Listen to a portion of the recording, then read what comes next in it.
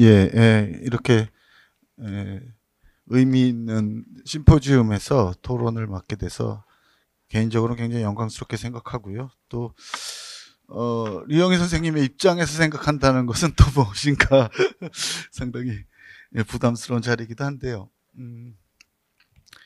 우선 제가 발제를 들으면서 느낀 것 몇 가지를 그냥 두서없이 토론하는 걸로 하겠습니다.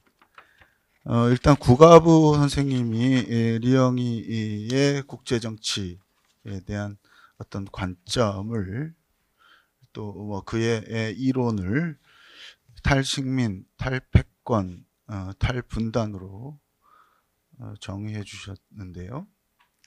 그리고 뭐 그것이 기본적으로 어떤 당파성이라는 건 아무래도 여기 살고 있는 우리의 입장, 민중의 입장이면서 또 그냥 당파성만 얽매이지 말고 그걸 좀 보편화시키고 또 그것을 넘어서려는 어떤 관점에 입각한 것이었다.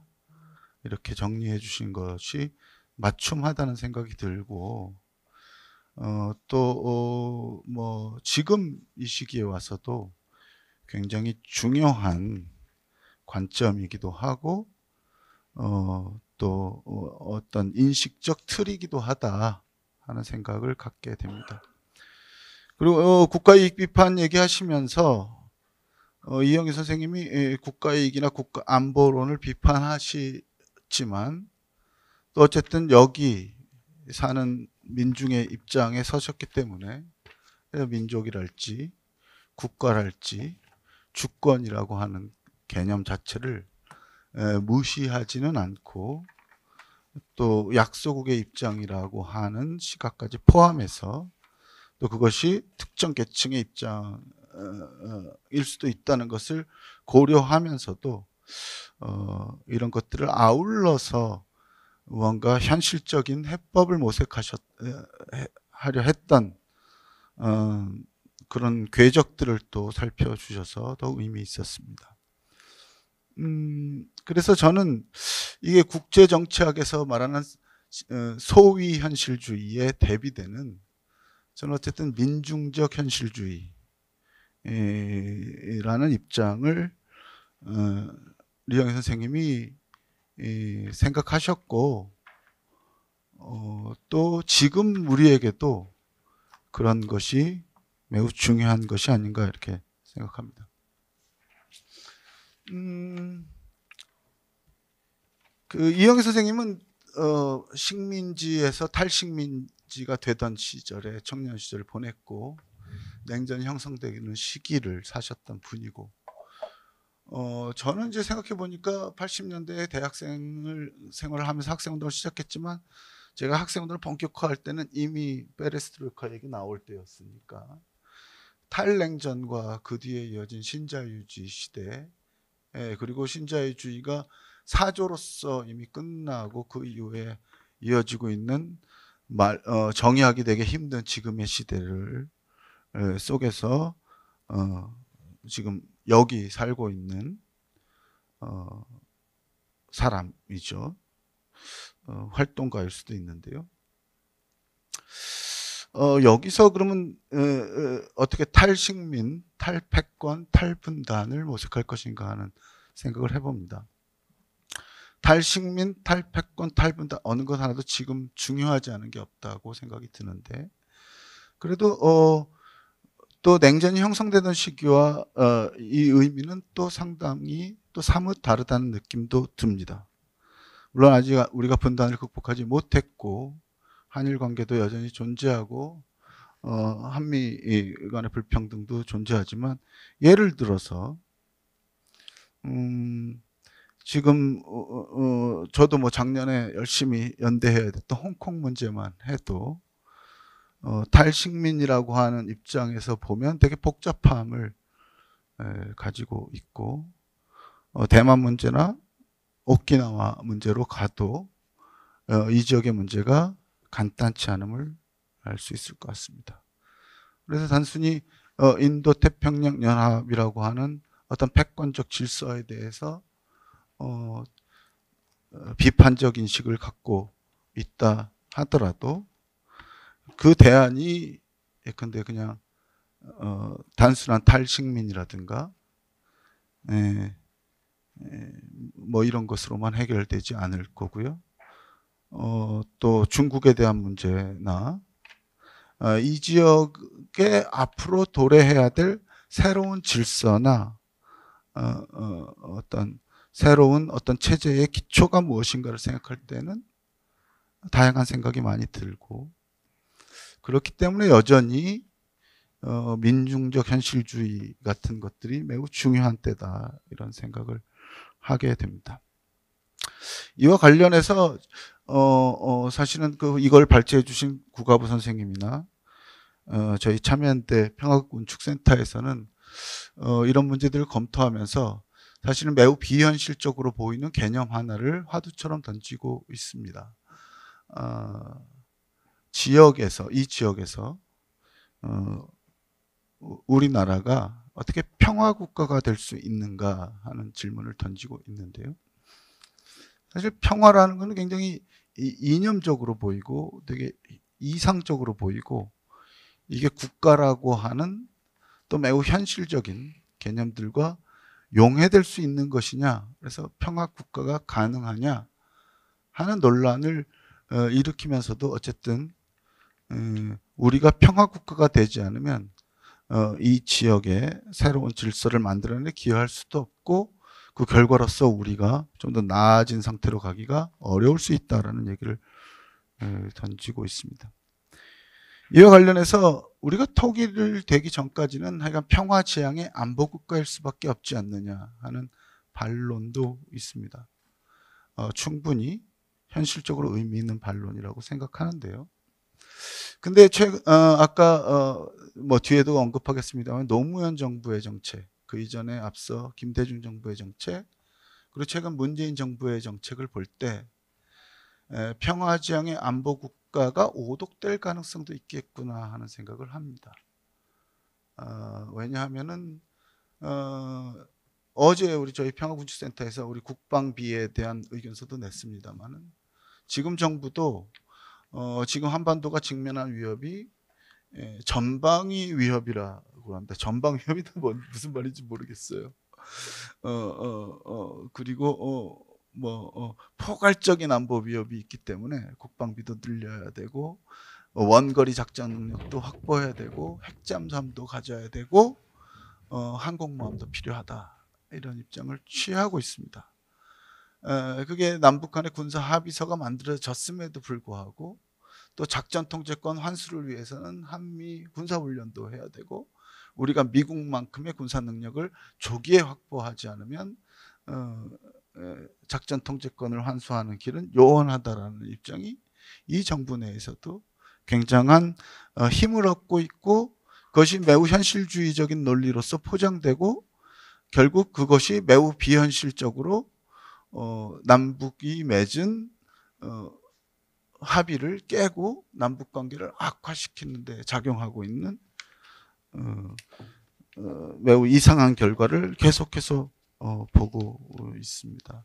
그런 점에서 이영애 선생님의 말씀 중에 구가부 선생님이 마지막에 이용한 거, 우리가 수십만 명이 참가하는 팀스피리트 훈련을 하면서 방위 목적으로 하고 있는데 북한이 단거리 미사일 하나 발사한 것은 매우 공격적으로 이해되는 상황. 이게 언제 말씀하셨는지 모르지만 적어도 팀스피리트 훈련할 때 하셨던 건데, 30년 뒤에도 정권이 바뀌어도 이런 질문이 여전히 유효하지만 이 질문이 던져졌을 때 아무도 대답하지 않고 침묵으로 빠져드는 상황. 이것을 어떻게 볼 것인가 하는 문제가 있고요. 두 번째로, 그런 맥락에서 이건 구가부 선생님에 대한 질문일 수도 있겠습니다.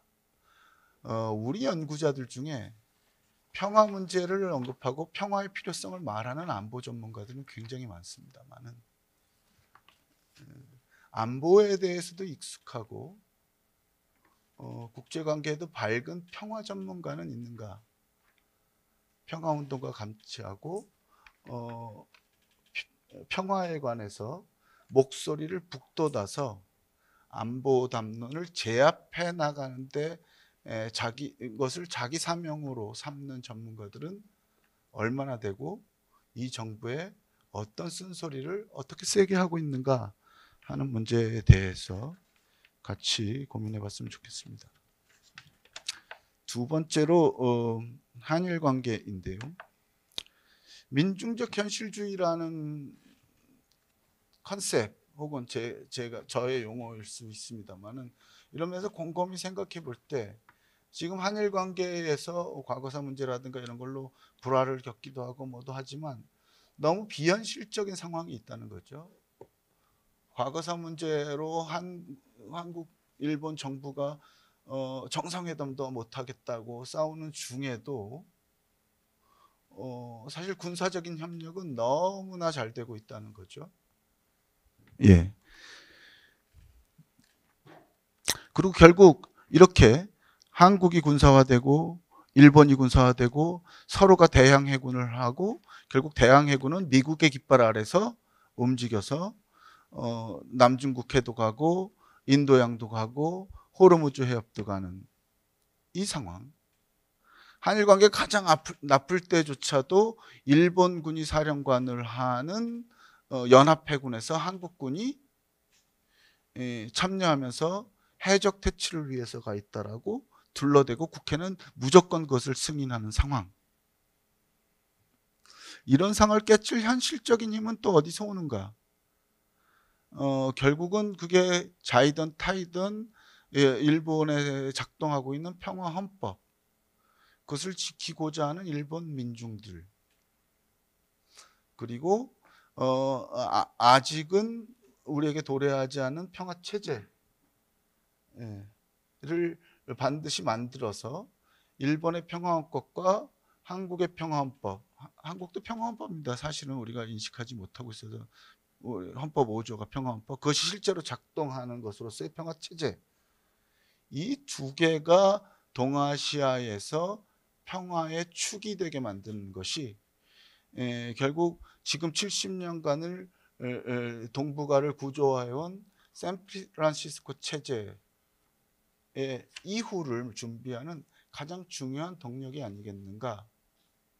이것은 어떻게 만들어낼 것인가에 대한 고민으로 나아가야 될 것이다 라는 생각이 들고요.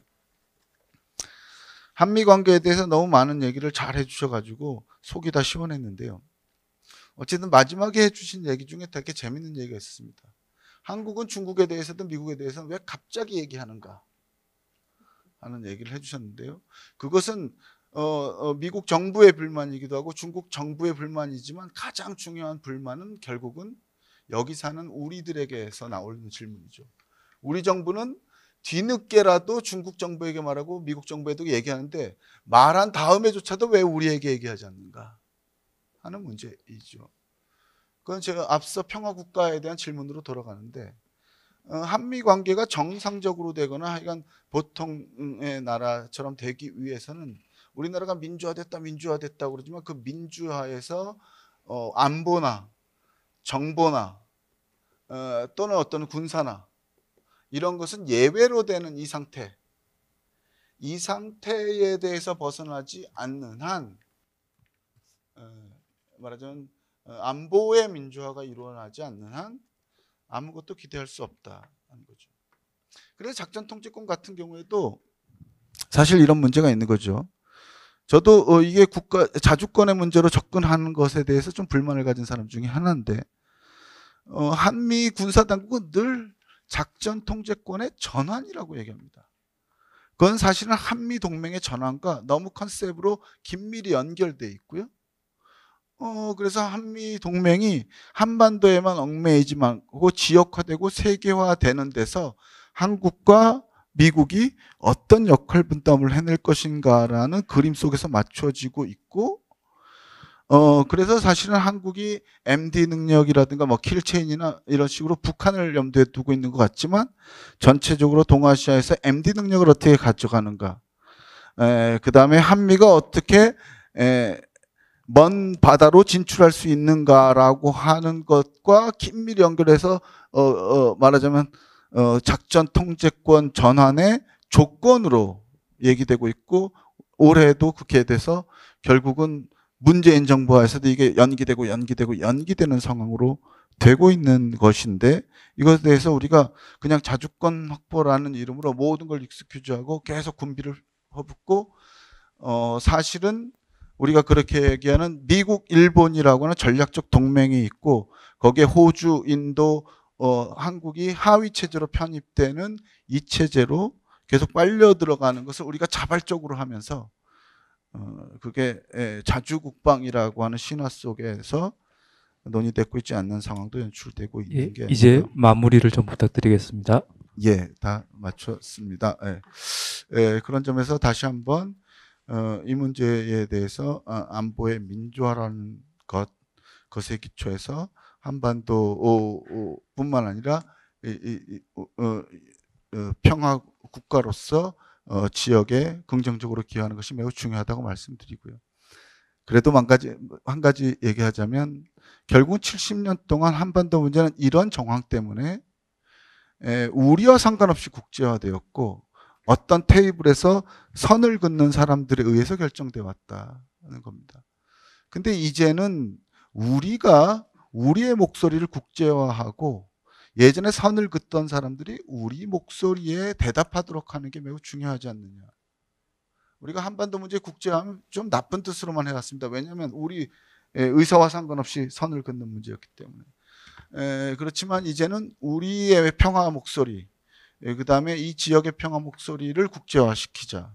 그래서 저희가 하는 게 한반도 평화 선언 운동입니다. 한반도 종전 평화 캠페인이고요. 전 세계 사람들이 한반도 문제에 대해서 우리의 목소리에 부응하게 해서 우리와 함께 한반도 평화를 외치게 하자. 그게 코리아 피스 어필이고 이렇게 우리의 목소리를 국제화한 다음에 유엔이든 미국 정부든 중국 정부든 남북한 정부든 이 목소리에 대해서 대답을 내놓게 하려는 운동을 지금 벌이고 있습니다. 한반도 평화 선언 운동, 한반도 종전 평화 캠페인에 같이 하는 것이 또 이것을 벌이는 것이 또 이영희 선생님이 바랬던 뜻이 아닌가 생각해 봅니다. 감사합니다.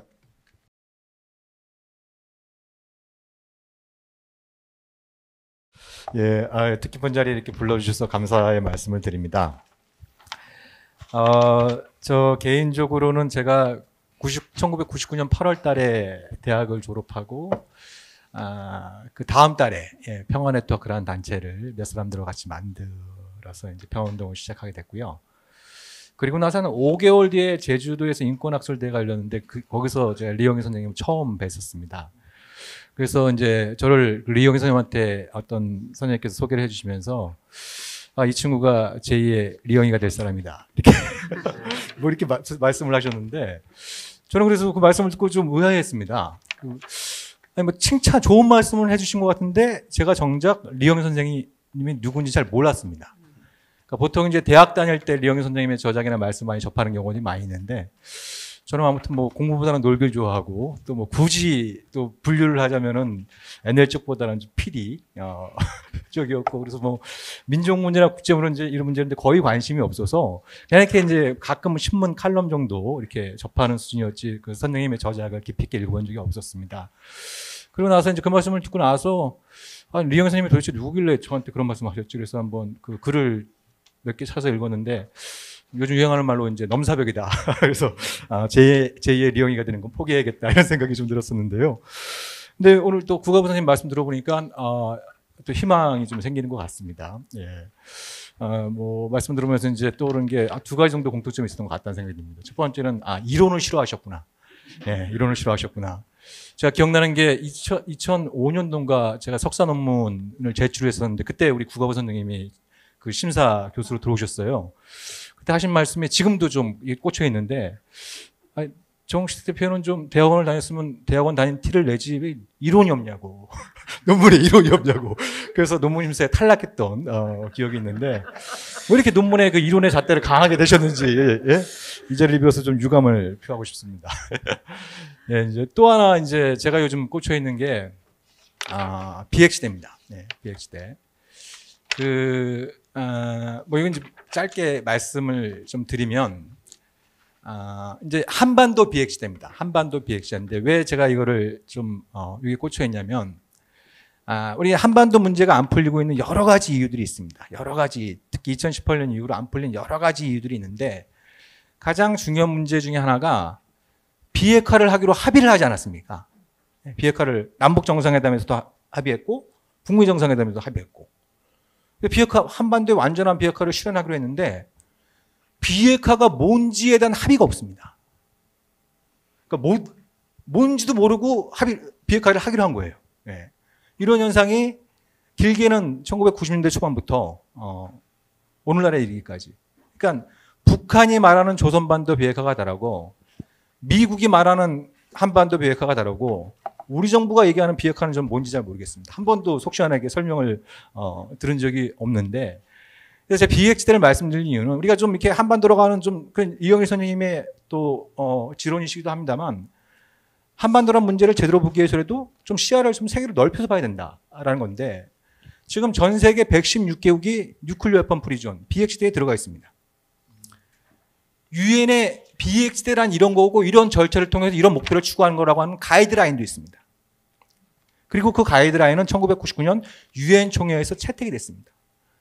2009년 유엔 안보리에선 비핵시대를 환영하고 지지하고 이것이 세계 핵 문제 해결에 기여한다고 하는 것을 재확인한다고 하는 결의안이 오바마 대통령의 제안으로 통과가 됐습니다. 예.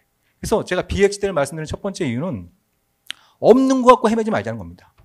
없는 것 갖고 헤매지 말고 이미 국제적으로 존재하는 뉴클리어 웨폰 프리존 비핵무기 지대를 한반도 비핵화의 정의와 목표로 삼고 이거를 기초로 해서 한반도 평화 프로세스를 잡아가자는 겁니다.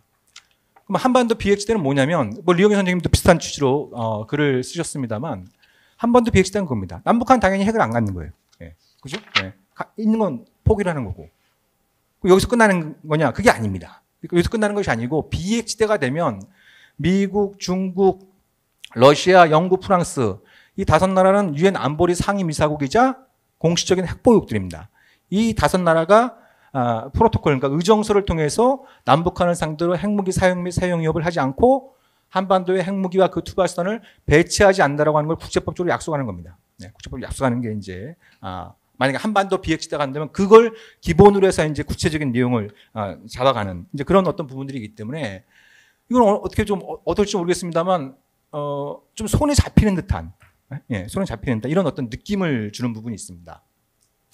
또 하나 이제 중요한 특징은 뭐 시간이 없어서 그렇습니다만 이게 4.27 판문점에서 얘기했던 한반도 비핵화 관련 내용에 가장 그 정신에 부합한다는 겁니다. 거기 보시면 한반도 비핵화, 핵 없는 한반도를 추구하는 주체는 남과 북이고 남과 북이 국제사회의 지지와 협력을 촉구하는 이런 내용으로 되어 있어요. 더 나아가서 2019년 9월 19일 날 문재인 대통령이 능라도 경기장에서 연설을 할 때 핵무기와 핵위협이 없는 평화의 타전을 만들어서 후손에게 물려주기로 김정은 위원장과 굳게 약속했습니다. 라고 했을 때 15만 명의 평양 시민들이 일찍 일어나서 열렬히 환호를 보낸 그 환호를 보낸 역사적인 근원과 현재적인 문제와 앞으로의 미래지향적인 해법을 모색하는 굉장히 좀 의미 있는 적법이 될 수 있다는 것이고요. 그리고 굉장히 한반도 비핵시대는 자주적이면서 국제적인 접근법이라고 하는 아주 특징을 갖고 있다. 그러니까 자주와 국제라고 하는 이분법을 뛰어넘을 수 있는 어떤 접근법이다라는 것이고 또 현실적으로 중요한 거는 제재 문제라든지 뭐 평화협정, 북미 수교, 또 군비 통제 이런 문제들이 이것이 이제 비핵화하고 같이 가야 되는데 비핵화가 안 되고 있다니 때문에 이것 때문에 다 막혀 있지 않습니까?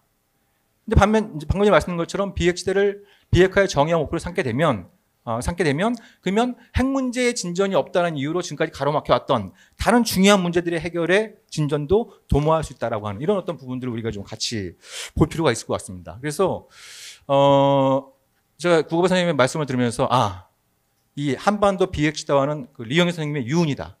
그 유언을 관철하기 위해서 최선의 노력을 다해야겠다 이런 다짐을 다시 한번 좀 하게 됐고요. 한일 관계에 관련해서 남경 선생님께서 굉장히 중요한 말씀을 전해주셨다고 생각합니다. 전 개인적으로 문재인 정부의 어떤 그 전략적인 실책 중에 하나가 한반도 평화 프로세스를 추구하면서 한일 관계의 중요성. 그러니까 한일 관계와 한반도 평화의 관계에 있어서 DJ의 길이 있는 것이고요. 이명박 박근혜의 길이 있는 겁니다. 그렇지 않습니까? 근데 지금까지 보면 문재인의 길은 한반도 평화 관련해선 DJ 걸으면서 뭔가 이 한일 관계 관련해선 그 DJ가 왜 한반도 평화 프로세스에 본격적인 시도를 걸기 전에 그걸 걸면서 왜 오보치와 만나서 한일 관계를 선언했는지 그런 어떤 전략적인 판단 이런 부분들이 좀 관감 부분이 있지 않나 하는 생각이 들고요. 아마 미국 대선 결과가 바이든이 될 가능성이 높은데요. 양날의 칼이 될 겁니다. 그리고 그는 한일 관계의 중요성이 아마 트럼프 때보다 훨씬 더 중요해질 거예요. 기존의 미국의 관성, 특히 오바마 때 추구했던 방식은 지금 위안부 문제 그리고 지금 현안으로 불거진 강제징용 문제 관련해서 바이든 행정부는 한일 간에 뭔가 이 모종의 타협을 강제할 겁니다. 위안부 합의 때 그랬던 것처럼. 그리고 한미일 삼각 군사협력, 더 나아가서 삼각 군사동맹을 강화하는 방향으로 다시 드라이브를 걸려고 할 겁니다. 그것이 어떤 문제들을 야기할지는 우리가 어렵지 않게 생각할 수 있는 이런 어떤 측면이 있고, 그리고 반면에 지금 남기정 교수님 말씀을 하신 것처럼 일본이 한반도 평화의 방해꾼이다. 반드시 그러지도 않을 수 있다라고 하는 가능성이 분명히 존재한다라는 부분을 아까 남기정 선생님께서 중요하게 말씀을 주셨기 때문에 DJ의 방식은 한미일 군사협력 체제가 아니라, 그죠? 한미일 대북 정책 공조라는 체제를 주도했다는 겁니다. 그래서 이 부분을 갖다가 문재인 정부가 찾아내는 게 굉장히 좀 중요합니다. 그래서 지금 뭐 바이든이 된다고 가정을 해보면 뭐 트럼프가 돼도 뭐 마찬가지 중요성을 갖겠습니다만 바이든이 된다고 가정을 해보면 첫 단추를 깨는 게 굉장히 중요합니다. 지금 뭐 이렇게 언론이나 상당 전문가들은 뭐 바이든 행정부가 출범하면 정책을 재검토하고 외교안보 라인을 정비하고 이러는데 한 6, 7개월 정도 뭐 공백 상태가 발생할 것이다 이렇게 얘기를 합니다만 외교에는 정해진 문법이 없습니다. 오바마 때 생각해 보십시오. 오바마가 2009년 1월 20일 날 취임하고 바로 다음 달에 취한 조치가 스티븐 보조드를 대북정책 특별대표로 임명해서 평양에 보내겠다는 거였거든요. 근데 뭐 이런저런 이유 때문에 이게 안 됐습니다. 안 됐던 부분들이 있기 때문에 뭐 그냥 그것이 마치 정해진 것처럼 이렇게 얘기하는 건 좀 곤란하다고 보여지고, 정부가 첫 단추를 잘 끼워야 되는 부분은 내년 2월이나 3월에 실시될 거로 예상되는 한미연합훈련을 취소하는 겁니다.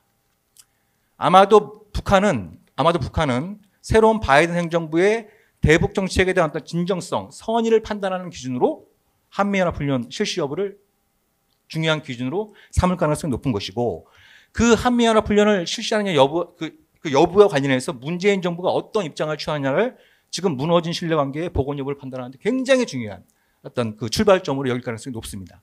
그래서 만약에 군사훈련을 실시하게 되면 저는 방금 전에 앞에 말씀드렸던 그 우려되는 상황으로 갈 가능성이 대단히 높다라는 것이고, 만약에 군사훈련을 취소하면서 뭔가 북미 간에 또 남북 간의 신뢰 구축을 통해서 그 다음에 프로세스를 짤 수 있다고 한다면 저는 도쿄올림픽을 만약에 열린다고 한다면 도쿄올림픽을 제2의 평창으로 만들 수 있는 기회 공간이 열릴 수 있다는 겁니다. 그런 것들을 시야에 넣고 지금부터 작전을 짜들어가는 게 굉장히 중요하다라는 말씀을 좀 드리고 싶고요. 끝으로 박대균 선생님께서 우리에게 던져주신 묵직한 질문, 미국에게 우리는 무엇인가? 뭐 시간 관계상 제가 이렇게 선생님 말씀은 이제 뭐 전적으로 동의하고 또 많이 배우면서 조금 차이가 있는 것 같습니다. 제가 보기엔. 그러니까 가만히 보면요. 냉전 시대에는 냉전 시대이기 때문에 오히려 한미동맹과 더 주한미군이 더 중요할 수 있는 건데, 그냥 막연하게 생각할 땐.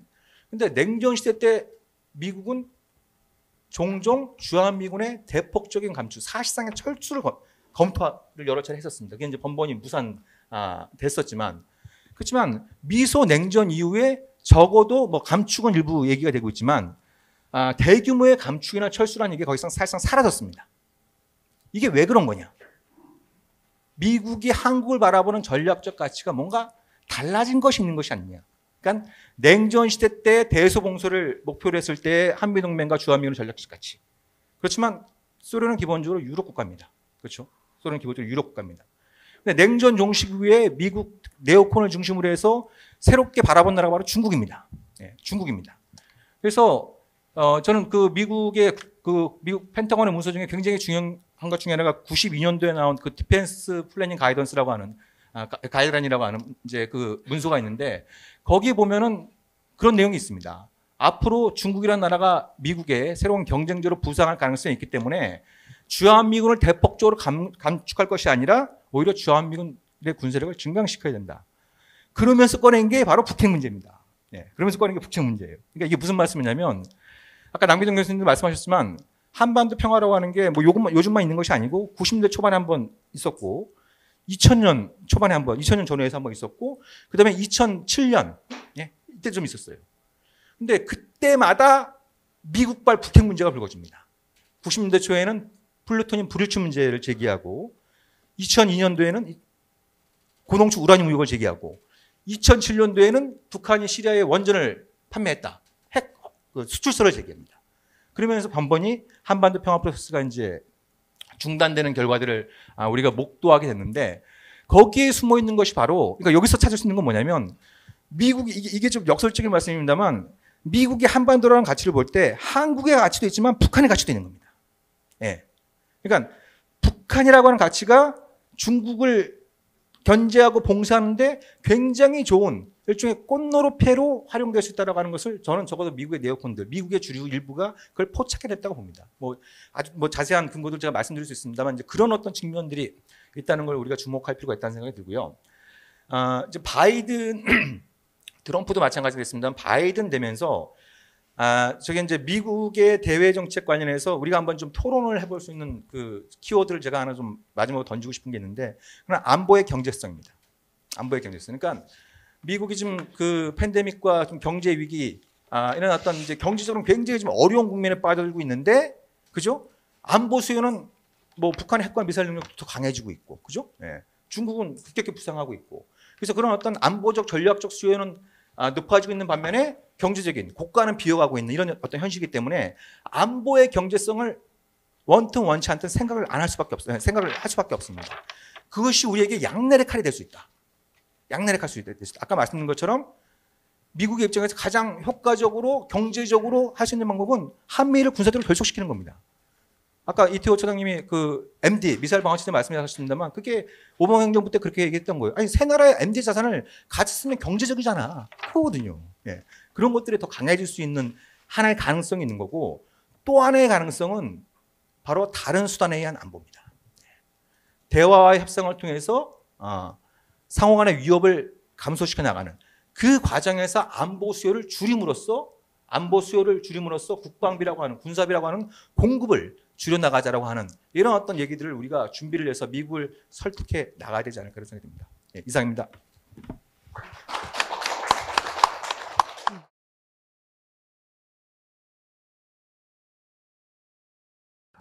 저는 뭐 두 분 말씀하신 거에 대해서 뭐 크게 다른 부분은 없고요. 대체적으로 동의를 합니다만 간단하게 몇 가지만 말씀드리면 일단 제가 제일 크게 동의하는 바는 안보 군사 정보화의 민주화가 필요하다. 이거 저는 정말 중요한 말씀을 하신 것 같고요. 이게 나중에 저는 문재인 정부가 다음 정부로 넘어가고 나서 한 10년 지나고 나서 문재인 정부에 대해서 쓸 때 써야 될 부분의 하나가 이 부분이라는 생각이 저는 좀 드는데 현재로서는 제가 함구를 하겠습니다. 그다음에 하나는 이제 비핵화 말씀을 하셨는데 저 비핵화 너무 중요한 것 같은데 이게 도대체 누구의 이니셔티브인가, 누구한테 이니셔티브를 줄 것인가 이 비핵화라는 게. 그 지금 현재의 비핵화의 이니셔티브를 쥐고 있는 사람들로부터 자유로운 상태에서 한반도 비핵화라는 게 가능할 것인가라는 좀 저는 의문이 오히려 좀 드는 부분들이 있고요. 바이든 행정부에 대해서 정 선생님 말씀을 해주셨는데요. 저는 한 가지 좀 그 아까 이제 뭐 발표하면서 그게 주제가 없어서 그랬지만 저는 코로나19라고 하는 상황, 그러니까 포스트 코로나의 상황에서 어떤 방식의 변화가 올 건가. 사실 제가 좀 주목하는 것 중에 하나가 해외 주둔 미 지상군 내에서 코로나 환자들이 계속 지속적으로 발생한다는 문제거든요. 근데 지금 한반도에서 미국이 주한미군 철수한다 그럴 때 첫 번째 나오는 얘기가 항상 지상군 철수지 해군 공군 철수 얘기는 아니거든요. 항상 나오는 얘기는 거기다 이제 해군도 최근에 이제 제주 해군 기지 문제도 있었고 뭐 여러 가지 문제가 있었고 또 하나는 뭐 저는 주한미군이 철수할 수도 있고 안 할 수도 있고 사실 요새 드는 생각은요. 얘기를 들어보면 평택에 기지를 너무 잘 지어놔서 그렇게 해놓고 빨리 철수할 일은 없다.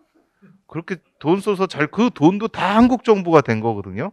그러니까 그래서 뭐 당분간은 있을 것 같은데 과연 이게 지상군의 문제냐, 해군의 문제냐, 공군의 문제냐 이거는 저희가 좀 명확하게 좀 봐야 될 필요는 분명히 있는 것 같아요.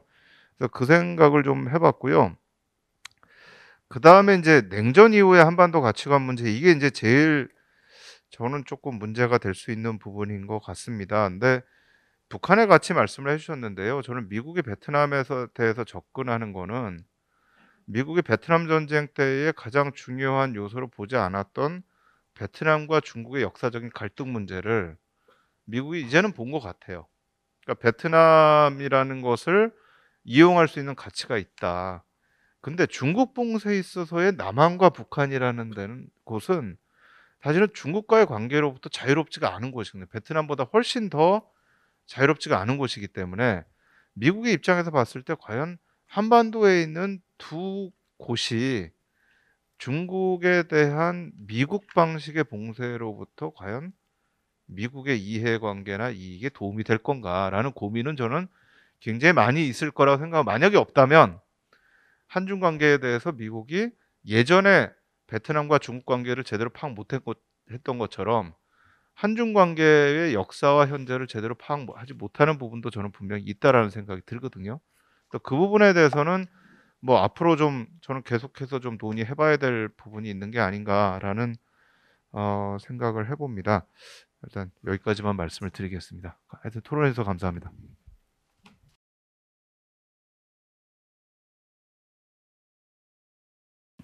네, 저는 그 중국 경제를 연구하고 있고요. 어떻게 보면 좀 뭐 어떤 우리 기업들의 사업 기회나 뭐 정부 정책 차원의 관점에서 주로 연구를 하고 있는 사람입니다. 그래서 오늘 이 자리에 어떻게 그 결합해서 얘기할 수 있을까 뭐 좀 고민을 하다가 생각했던 게 제가 뭐 93년 이 무렵부터 이제 중국 연구를 시작할 당시에 선생님이 시작하셨던 74년에 시작하셨던 한양대 중국문제연구소 또 그 이후에 중소연구소가 사실은 그 세대 새로 중국 연구를 시작하는 세대한테 굉장히 큰 울타리였고 선생님의 그 일찍 80년대 저작들뿐 아니라 그 제도 자체가 굉장히 좋은 인연이었다 또 좋은 울타리였다 이런 말씀을 드리면 되겠다 뭐 이런 생각을 좀 했었는데 그 앉아 있는 자리에서 저 권태선 대표님께서 막 출판하신 그 평전 선생님 평전을 이렇게 보여주셨습니다. 그런데 거기에 굉장히 재미있는 제 눈이 확 뜨이는 제목이 있어서 보니까 선생님이 중국 연구를 접은 사연에 대한 서술이 있습니다. 제목도 중국 연구를 접다인데요. 거기 보니까 이런 얘기가 있습니다. 접으신 이유는 덩샤오핑 등장 이후에 이른바 개혁개방 이후에 중국이 선생님이 생각하셨던 제3의 길을 포기하고 자본주의 경제 노선으로 방향을 틀었기 때문에 이제부터 이건 내일이 아니다라고 생각하셨다는 거고 마지막에 보면 그래서 이 과제를 감당하는 게 새로운 비판적 중국학이 할 일이겠지만 그건 후학의 몫으로 남기겠다. 자본주의로서의 중국이 출발한 다음이 바로 제가 한 20년 동안 했던 일입니다. 그래서 그러면 이 자리가 내가 와야 될 자리이긴 하구나. 선생님이 안 하신 부분에 대한 연구를 한 사람이구나. 근데 다만 뭐 제가 스스로 알다시피 선생님처럼 용기 있게 연구하기보다는 수요나 그 대세에 따라서 그냥 영합하면서 연구를 했던 사람이기 때문에 뭐 처음부터 좀 부끄럽습니다. 근데 어쨌든 지금부터 말씀을 드리겠습니다. 조금 뭐 준비해 온 게 있어서 중간에 시간 보면서 말이 좀 빨라질지 모르겠습니다. 오늘 이제 그 주제인 그 회의의 제목인 그 탈식민, 탈패권, 탈분단의 관점에서 중국 경제의 변화나 중국 경제가 세계 경제 내에서 수행해온 역할이 어떻게 변했나 뭐 이런 관점에서 한번 생각을 해보자 이렇게 출발을 했습니다. 그럼 첫 번째 탈식민 이슈라는 게 중국에게 뭐였을까 생각해 보면 뭐 제가 얘기하는 건 언제나 자본주의로 중국이 방향을 튼 다음에 선생님이 연구를 그만두신 다음에 얘기입니다만 중국이 사실은 식민지화됐던 적은 없습니다. 그렇지만 뭐 제국주의의 고통을 많이 느낀 나라고요. 탈식민의 문제의식은 중국에서도 강했다고 생각하는데 중국에서는 우리는 탈식민이라고 하면 자주 독립국가 이렇게 되겠지만 중국은 그건 아니었던 거고요. 어떻게 보면은 이른바 아편전쟁 이후에 중국 사람들이 많이 얘기하는 100년간의 치욕, 굴욕 이걸 극복하는 문제를 탈식민의 문제로 중국은 생각했던 것 같습니다. 그리고 그게 결국 나타난 그 형태는 부강한 나라에 대한 강한 집착으로 저는 그동안 표현되었다고 생각합니다. 그러니까 심지어 사회주의 시대, 대약진 운동, 뭐 문화혁명 이런 시대에도 중국이 했던 얘기는 영국을 뛰어넘고 미국을 따라잡자 이런 얘기였습니다. 그리고 개혁개방 시대에도 중국이 계속 제시했던 건 전면적 소강사회, 부강한 사회고요. 또 뭐 사회주의 현대화 국가 이것도 부강한 나라를 의미하는 겁니다. 그리고 뭐 최근에는 시진핑 정부 들어서는 뭐 사회주의 핵심 가치관 이런 얘기를 하는데 그 국가 중국이라는 국가의 가장 중요한 가치로서 첫 번째로 얘기하고 있는 12개 중에 첫 번째로 얘기하고 있는 게 바로 부강입니다. 부강. 그래서 중국인들 입장에서는 사실은 계획경제 시대에도 겪었고 시장경제 시대에도 겪었고 한 세대 안에 그런 그 극심한 어떤 지도부의 방향이 바뀌는 이런 경험을 했지만 그럼에도 불구하고 그 안에 일관된 거는 중국이란 나라의 부강 또 어떻게 보면 중국 사람들이 체화하고 있는 과거 어떤 굴욕의 극복 이런 그 공감대가 사회주의 시대나 자본주의 시대나 다 있었기 때문에 그런 의미에서는 중국 사람들이 그 어떤 시대에서나 모택동 아래서나 등소평 아래서나 그 정부에 협력하고 호응하고 또 정부는 그 힘을 동원할 수 있었던 그런 힘이 아니었나 생각합니다. 그런데 이렇게 중국에서의 탈식민 과제는 경제적 부강이라는 측면으로 집중됐기 때문에 생기는 문제도 있었던 것 같습니다.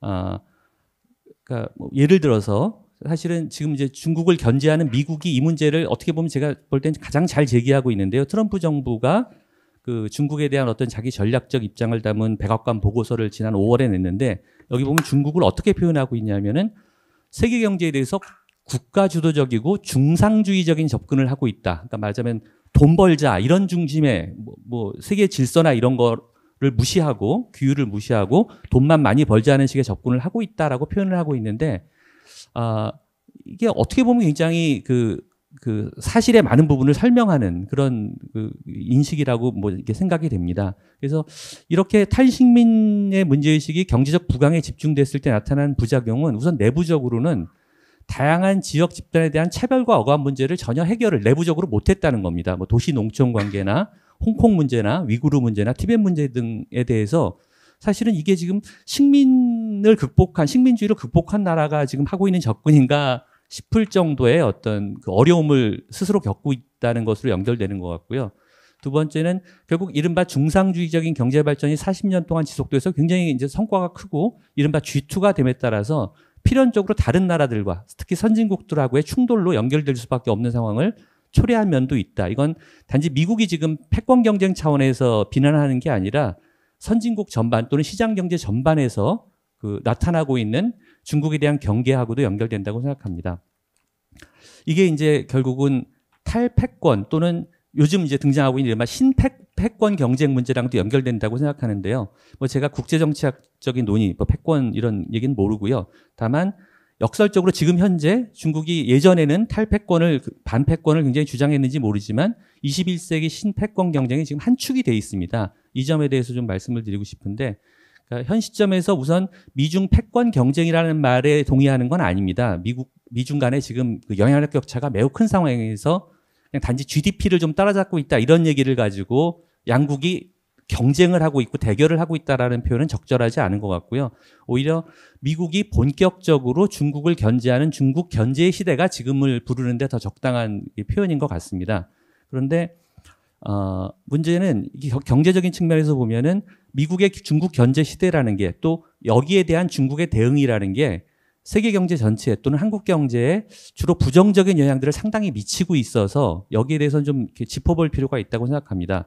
우선 미국이 중국 견제하는 과정을 보면은 결국은 중국이 예를 들어서 2001년 WTO 가입 등을 통해서 글로벌 가치사슬이나 세계 경제의 다양한 그 대외 자원을 마음껏 활용할 길을 열어주고 나니까 불공정하고 국가주도적이고 중상주의적인 방식들을 활용하면서 이걸 익스플로이트하고 활용하고 그리고 선진국과 미국의 어떤 경제적인 패권에까지 도전하는 상황이 된 거 아니냐. 이 상황은 매우 불공정하다. 단지 위협적이라는 게 아니라 불공정하다고 생각한다는 겁니다.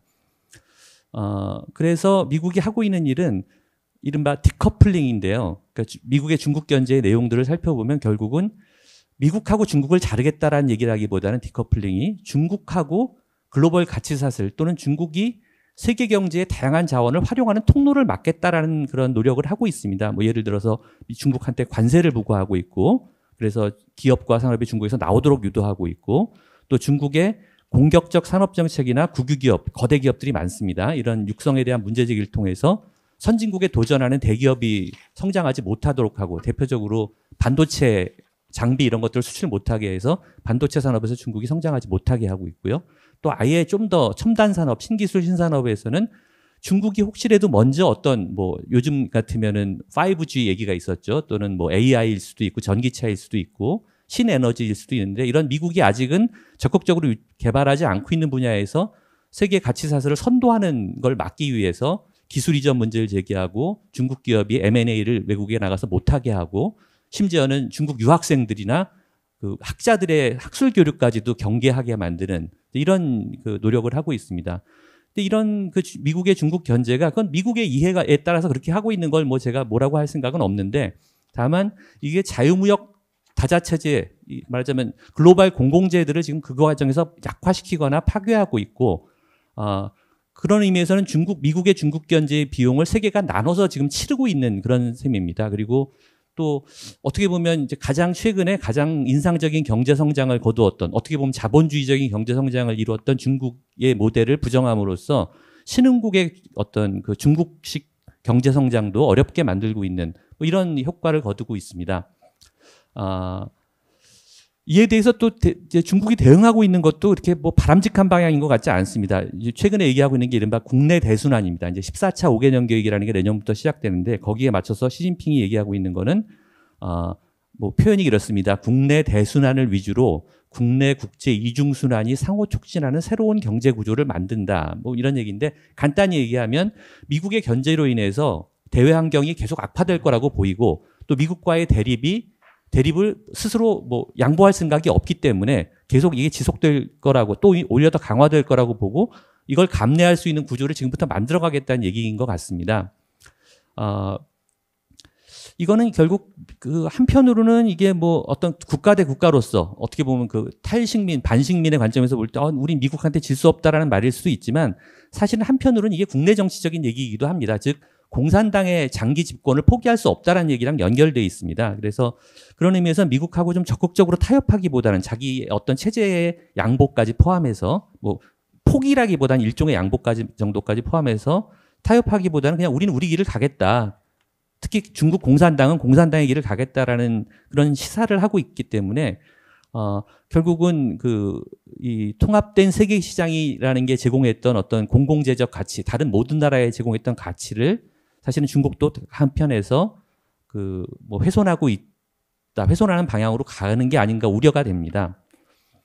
이런 상황이 결국은 이제 또 새로 다른 표현으로 이제 나타나고 있는 게 이른바 신냉전 체제고, 이게 결국은 중국식 의미에서의 탈분단 이슈인 것 같습니다. 분단이라는 게 결국 체제 문제고 이념 문제였다고 한다면, 미국의 중국 견제 과정에서 등장한 게 이제 패권 경쟁일 뿐 아니라 신냉전 구도인데, 그 근저에는 어떤 문제가 기본적으로, 이건 체제 경쟁이라는 얘기니까, 왜 체제 경쟁 얘기가 갑자기 지금 튀어나왔을까? 아까 예전에 이영희 선생님이 말씀하신 대로 중국은 지금 자본주의 길을 가고 있는데 왜 체제 경쟁이냐 하는 문제가 있는데, 사실은 중국이 꾸준히 수십 년간 추진해온 사회주의와 시장 경제의 조화 문제라는 게 충분히 해결됐느냐라는 문제가 있습니다. 중국은 이제 개혁 개방 또는 사회주의 시장 경제 이런 개념을 통해서 국내적으로 이 문제를 굉장히 해결했다고 보이고요. 실제로 시장 경제를 매개로 그 자본주의와 사회주의가 어떤 방식으로 결합할 수 있다는 걸 국가 체제라는 것을 실천적으로 좀 보여줬습니다.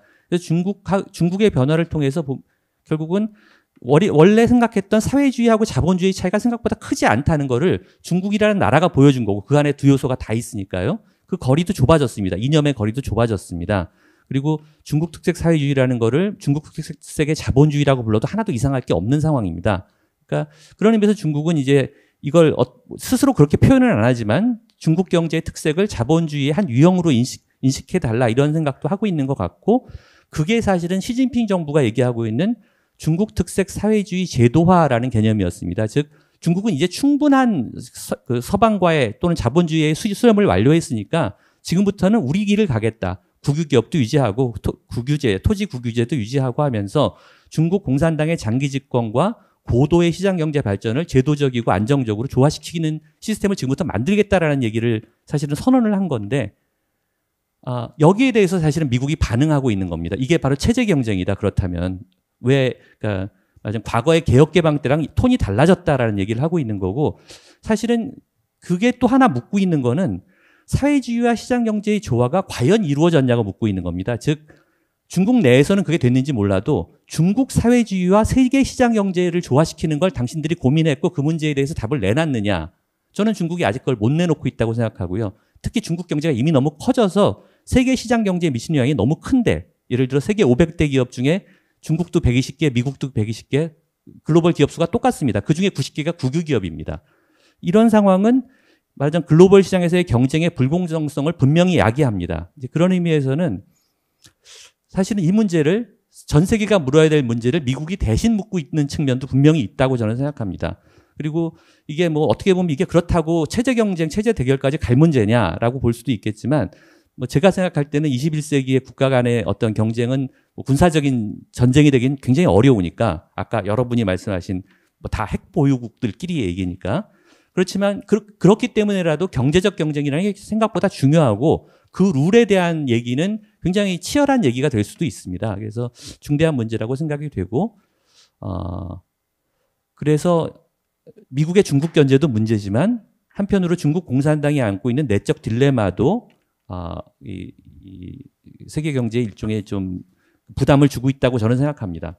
그럼 이제 그 다음엔 한국의 문제가 될 텐데요. 제가 뭐 한국의 어떤 이 문제에 대한 한국의 무슨 답을 아까 여러분들처럼 이렇게 제시하는 그런 직업을 가진 사람은 아니고요. 그냥 이런 이슈들이 떠오르면서 한국에서 나타난 여러 반응들을 그냥 관찰한 느낌을 좀 말씀드리면 우선은 한국은 그런 신패권, 신냉전 체제의 한 가운데 있습니다. 그런데 그 보면은 한국 사람들은 뭐 저 포함해서요. 이 문제를 자꾸 미중 간의 선택의 딜레마로 이렇게 자꾸 스스로 만들어가는 경향이 있는 것 같습니다. 그러니까 그걸 보면서 느끼는 거는 복수의 강대국과 공존하는 법에 한국 사람들이 너무 익숙하지 않은 것 같아요. 이런 상황이 굉장히 불편하고 빨리 하나를 택하고 마음을 편하게 하고 싶은 그런 경향이 굉장히 강하지 않은가라는 걸 이렇게 관찰하면서 느낍니다. 근데 실제로 보면은 뭐 유럽, 아시아, 중동, 아프리카, 남미 제국주의 시대 이전에도 그 모든 지역에서 패권 국가 또는 강대국들이 있었고 공존하는 많은 나라들이 있었고 지금 한국이 생각하는 매우 불편한 상황을 수백 년 동안 거쳐온 나라들이 있는데 한국은 좀 익숙하지 않고 그건 뭐 중국하고의 단일한 관계가 오래 지속돼서 그랬겠죠. 수백 년 동안. 근데 뭐 예를 들어서 그런 거에 굉장히 익숙한 EU의 경우에 보면 이 문제에 대처할 때 이제 중국에 대한 그 EU의 전략 보고서를 작년에 낸 적이 있는데 일부만 더 쓰겠습니다. 예.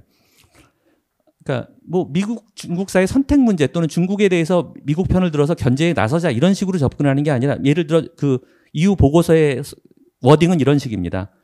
중국하고 우리는 EU는 관심 분야에서의 협력 파트너고 이익 균형을 위한 협상의 상대자고 핵심 분야 기술 분야에서의 경제적인 경쟁자고 거버넌스나 대안적 모델 즉 체제 문제에서의 라이벌이다. 이렇게 표현하고 있습니다.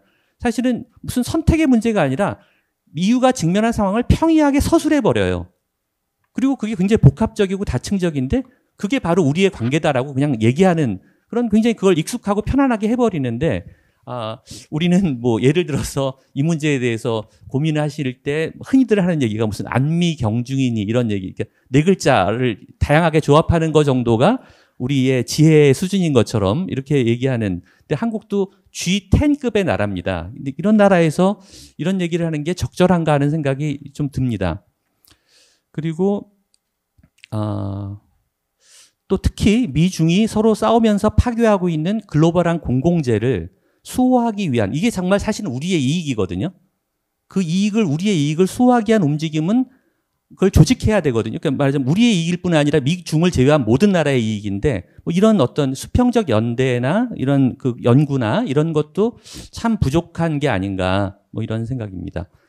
그다음 신냉전 이제 방금 전까지는 패권에 관한 얘기였다면 신냉전 구도의 형성에 대해서도 한국이 냉전에 대해서 갖고 있는 게 좀 한국 사람들이 좀 이렇게 다른 것 같아요. 한편으로는 피해자였지만 한편으로는 수혜자라고 생각하는 분들도 많은 것 같아요. 또 실제로 그런 근거도 많고 특히 한국의 굉장히 빠른 경제 발전은 냉전의 수혜였다는 그런 해석도 많이 있습니다. 그래서 냉전적 상황이라는 것에 별로 거부감이 없고 익숙하고 어떤 유사한 상황이 벌어지면 바로 즉시 냉전적 사고로 돌입하는데 굉장히 빠르신 것 같아요. 한국 분들이. 그래서 예를 들어서 지금 최근에 정치 분야에서 아까도 여러분이 지적하셨지만 미중 문제를 국내 정치 문제로 매우 빨리 해석하는 거에 정말 이렇게 속도가 빠르시고 그다음 대중 정서면에서도 말하자면 혐중, 반중 또는 현미, 반미도 물론 많습니다만 이런 것들로 바로 이렇게 대중 정서도 바뀌는 이런 상황을 이제 보게 됩니다. 그래서 복잡한 상황에 대해서 복잡하게 대응하기보다는 적대와 혐오를 처리하는 걸 굉장히 이렇게 익숙하고 편안하게 생각하시는 그런 경향이 있는 게 아닌가 그런 관찰을 했습니다. 그래서 결국 그냥 굳이 좀 한마디 추가하자면은 패권 경쟁에 좀 익숙해지고 이 냉전 체제 경쟁에도 좀 익숙해지고 친분단, 친패권, 친식민 이런 식의 인식을 가지고 이거 원래 오랫동안 같이 패권 경쟁 시대를 살 거고 냉전 시대를 살 거니까 거기에 익숙해지는 그런 좀 노력을 하는 게 우리한테 더 필요하고 그러면 좀 이렇게 어떤 논쟁을 하기보다는 계속 그 속에서 좀 이렇게 할 일들을 더 많이 찾아낼 수가 있을 것 같다는 생각이 듭니다. 네, 감사합니다.